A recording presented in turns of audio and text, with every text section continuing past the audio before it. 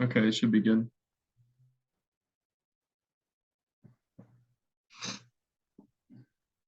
Okay.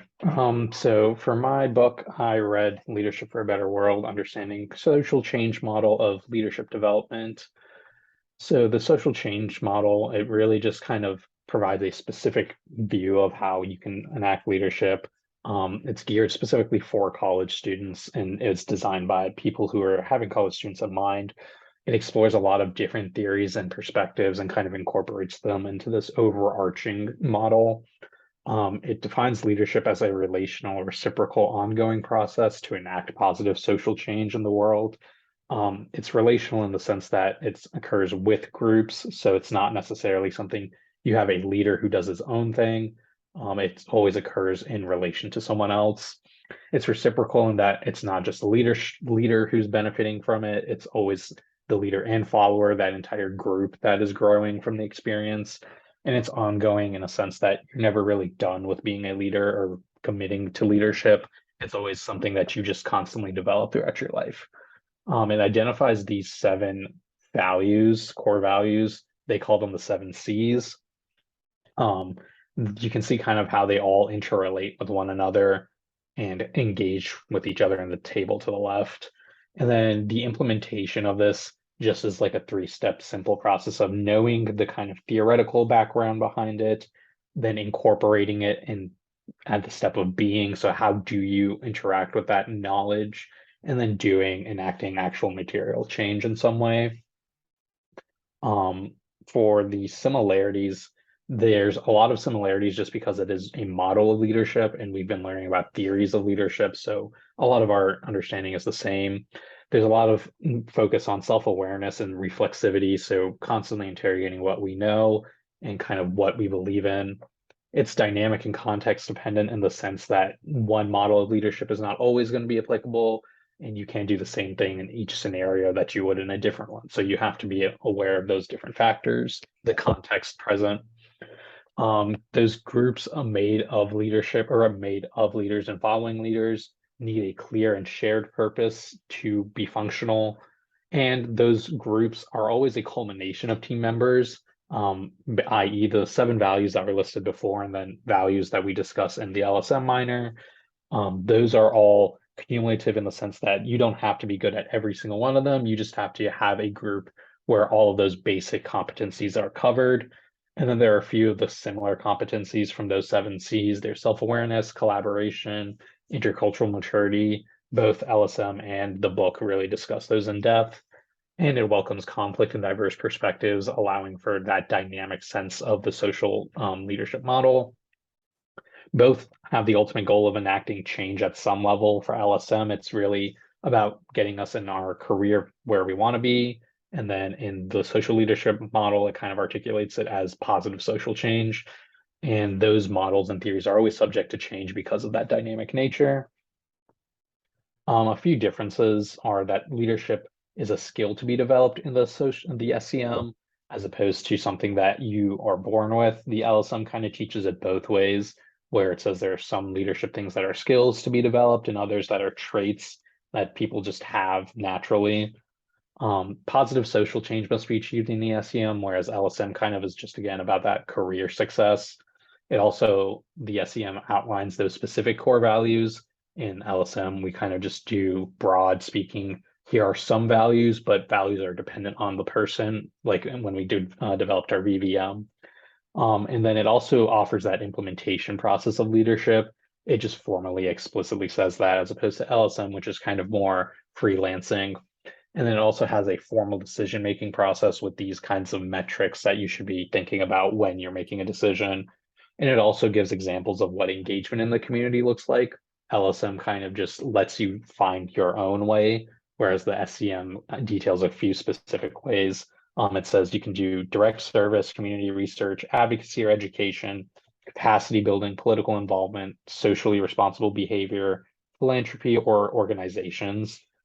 Just kind of giving us those examples that we can work from.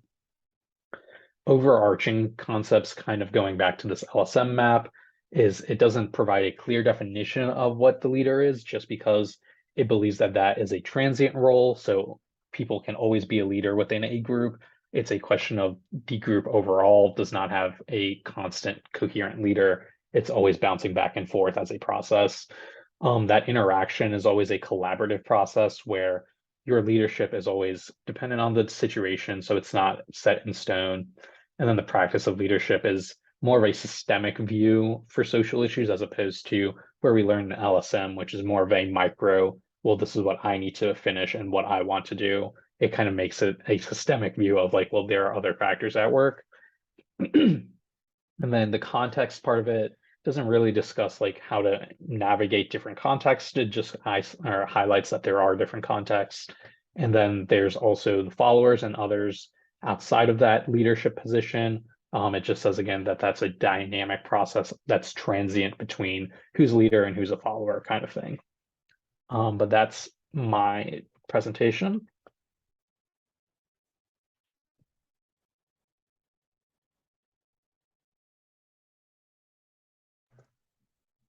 Nice. Okay, I guess I'll hold on one second. Wait.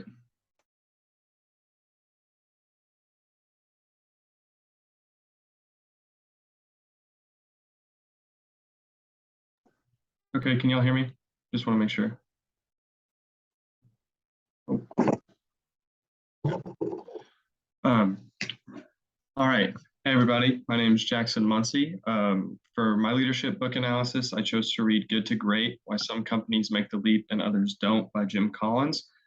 And just so y'all know, on my handout on one side is the leadership framework flow chart thing that and how the book ties into that. And then on the flip side is a few key takeaways from the book.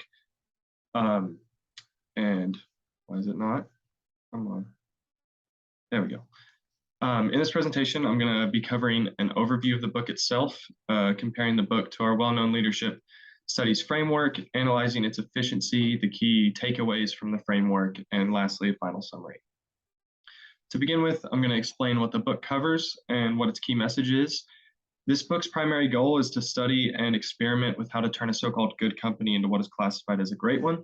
Colin and his research team began their study in the book with over 1,400 good companies and compared them in their previous 40 years to 10 great companies such as Kroger, Wells Fargo, and Gillette. Through excellent detailed research, they were able to idolize 6 key traits to turn these good companies into great ones. These 6 aspects are as follows. Level 5 leadership. First, find your who, then your what. Confront the brutal facts, the hedgehog concept, a culture of discipline, and technology accelerators. Level 5 leadership, as you all know, as we discussed in class, is someone who has high ambitions for their group, but can put their personal ego aside. The second characteristic means that it's crucial for you to focus on forming an effective environment in your company and then setting your eyes on your direction. Next, as a company, you must face all the facts of your industry and establish an environment where truth can be heard and worked on. The fourth trait is following the hedgehog concept, which means to simply just simplify your atmosphere and not be overcome by the complexity of an industry and stuff like that. The last 2 traits are rather simple in that you must establish an order of discipline for your community and also use technology as an accelerator instead of a creator. All 6 of these characteristics culminate into what is called the flywheel.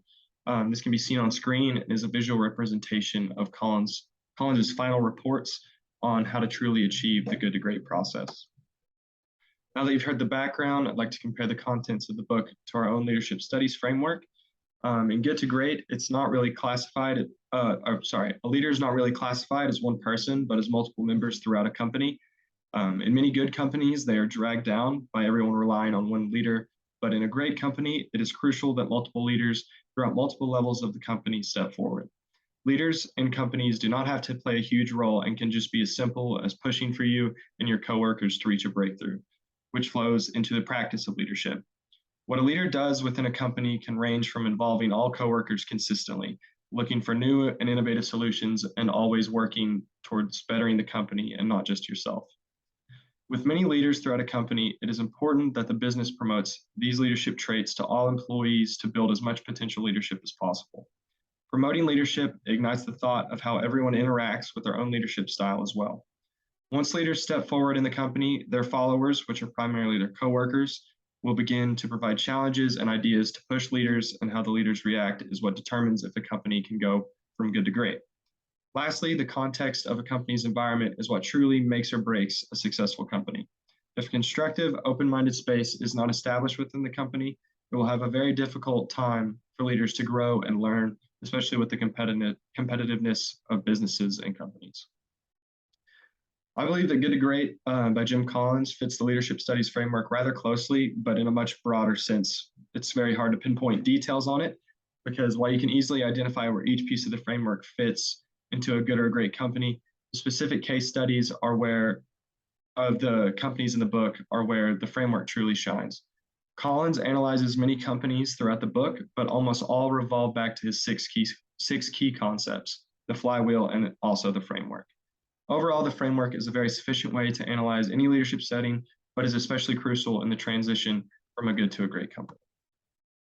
Now, many things can be taken away from the extensive studies from Good to Great, but the primary takeaways in relation to our leadership studies program are the emphasis on level 5 leadership, company breakthroughs, and climate establishment. Taking the time to analyze your own leadership in and out of the workplace will allow both you and your company to transcend the rest of the market. Also, promoting this process for all coworkers and employees will only push for further growth and will help establish a constructive climate. All these together over time will lead towards Collins' idea of a breakthrough. And these breakthroughs are rare, but they can be achieved through identifying how your company fits into our framework and also utilizing the 6 key concepts from Collins' book. All right, that's all I got. Who's next? I'll go next.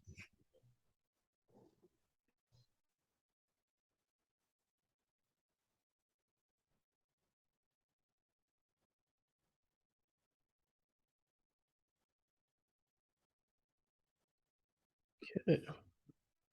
You all see the presentation? It's loading, but yeah. Is it there yet? No. Let me see.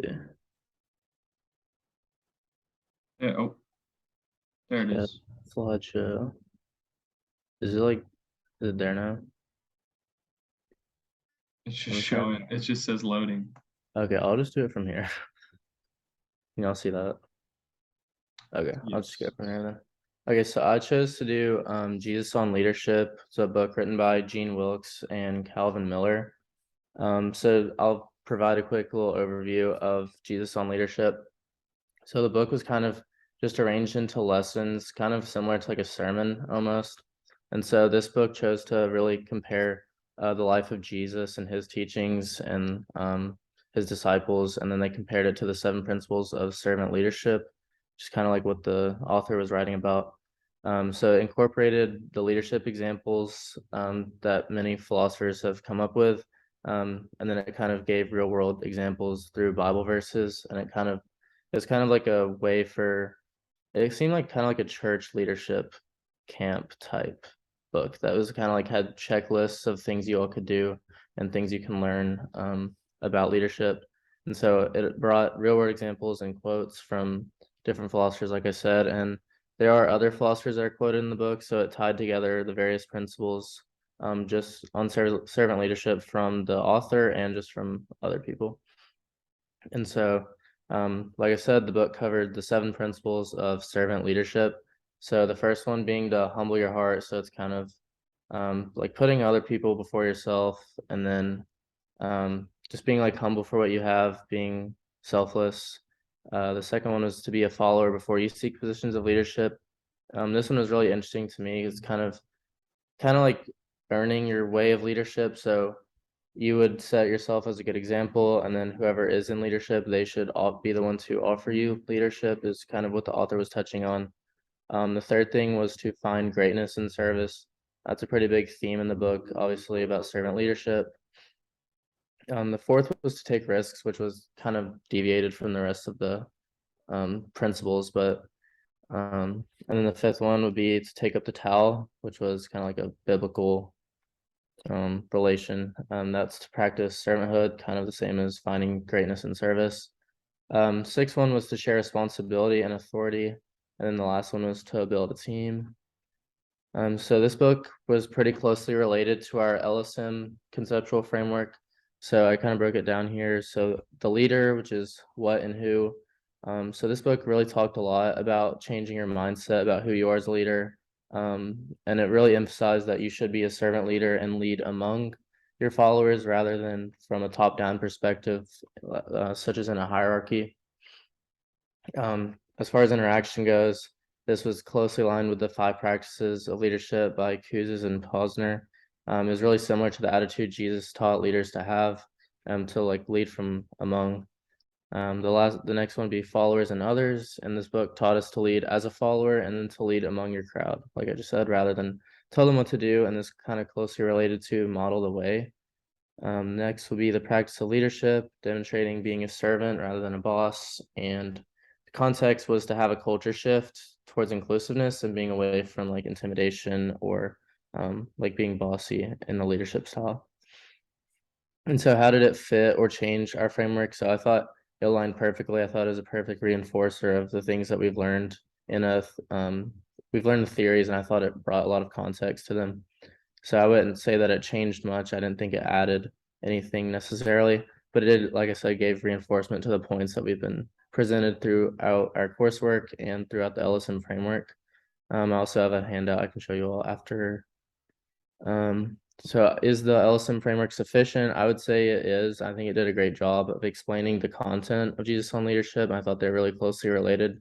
So I think it'd be a good example to use in class as part of the framework. And there were really a lot of topics that aligned completely with what we've been talking about. And I think they were easily connecting. As I read through the leadership lessons in the book, I kind of brought it back to things that we'd learned in different ELPS classes. I thought it made a lot of sense. And so I think all of them, all the parts of the framework were touched on by this book. And I think the context was all covered in various ways through examples and through quotes. And what I've learned, while I read it, I was kind of able to expand on knowledge and theories that I'd been learning for a lot of years now. And I also really took away that servant leadership is essential in organizations, and it can completely change the culture of your whole organization and how it operates. And I think this style gains the most potential out of your followers because it really sets a good example for them and shows that you're willing to put in the work with them rather than just telling them what to do. And so I think it makes the organization run much more smooth and than a hierarchical organization would. That's my presentation.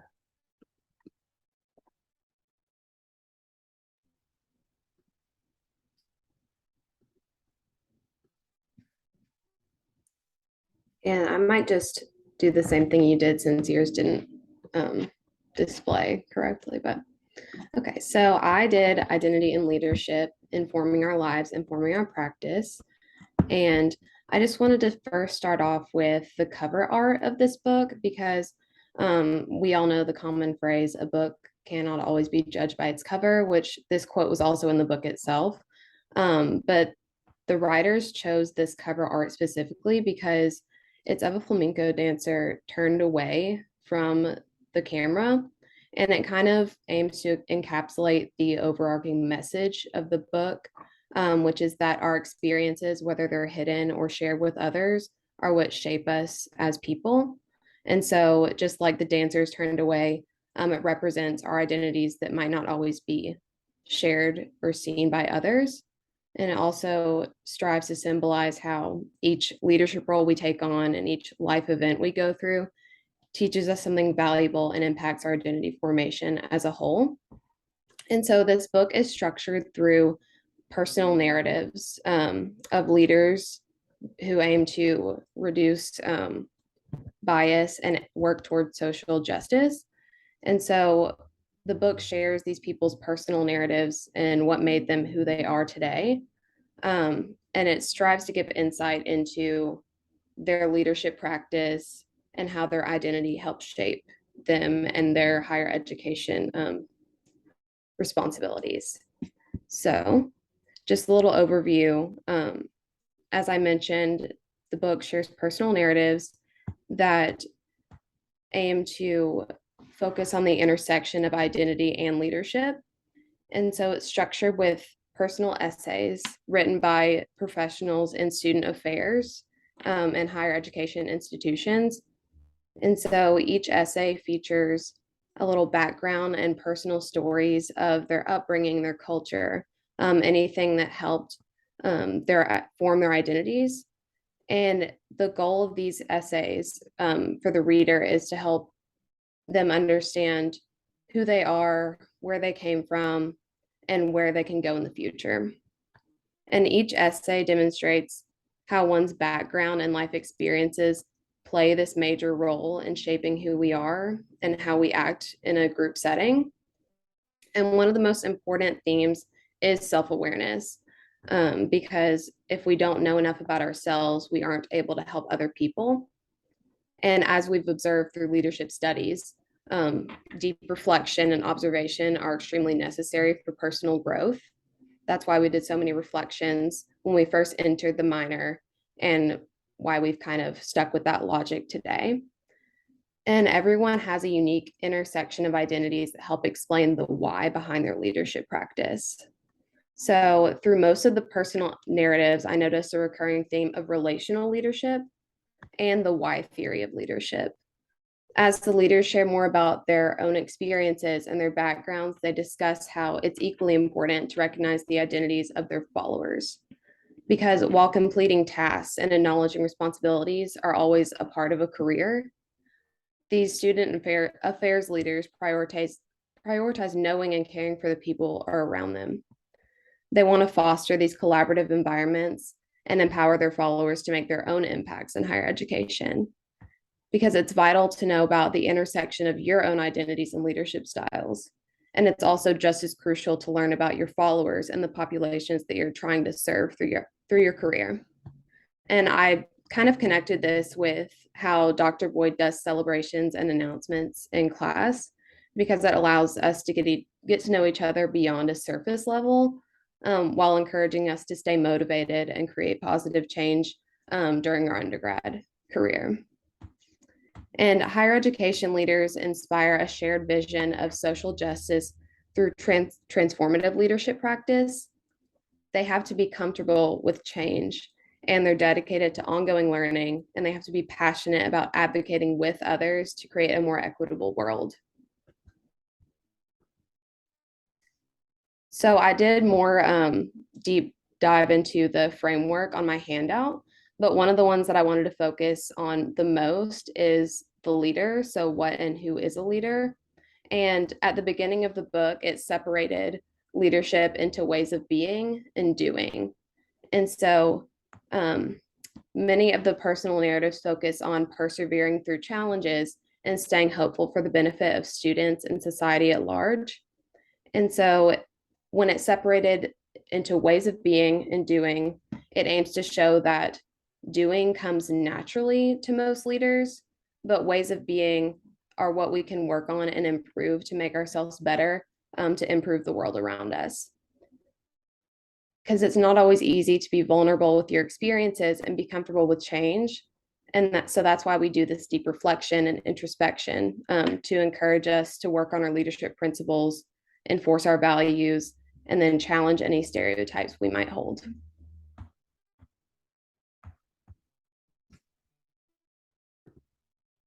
Some of the other similarities I noticed were within interaction and leadership practice.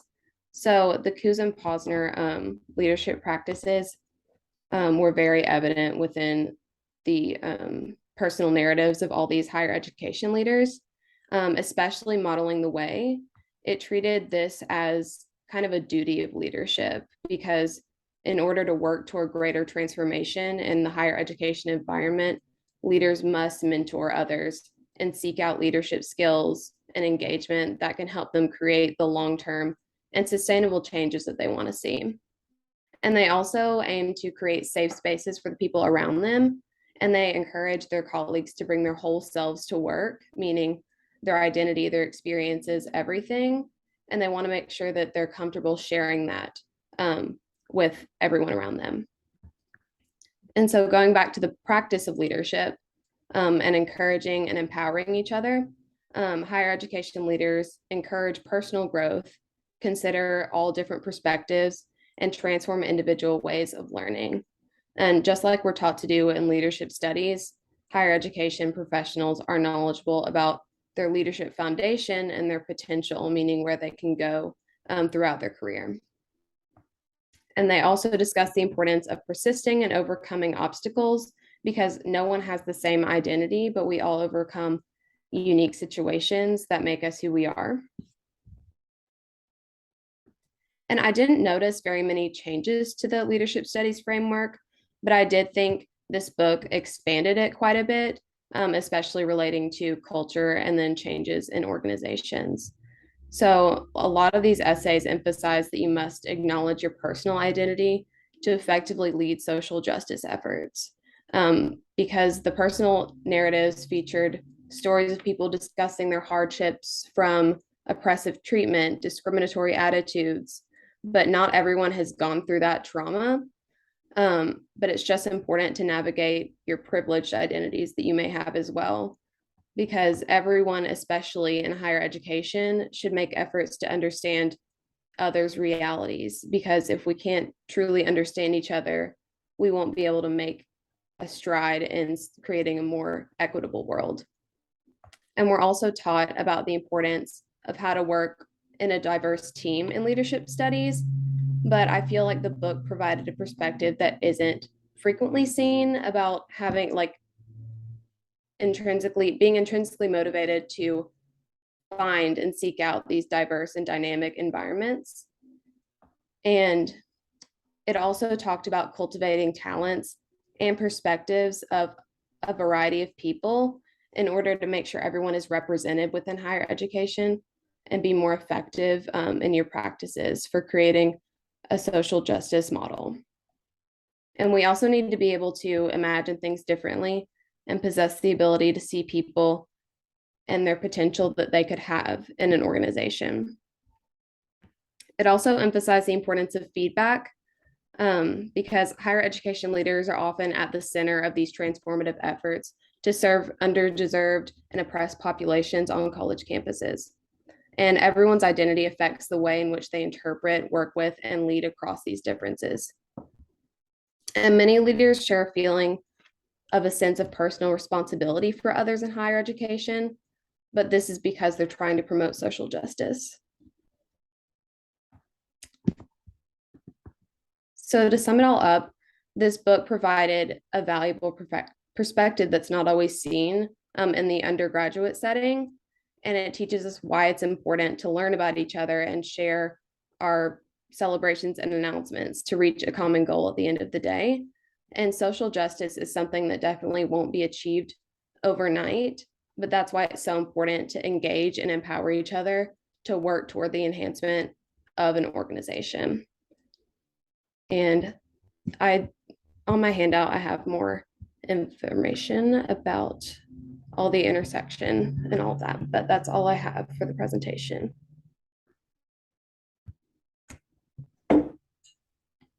Nice, good job, everybody. I'm gonna stop recording.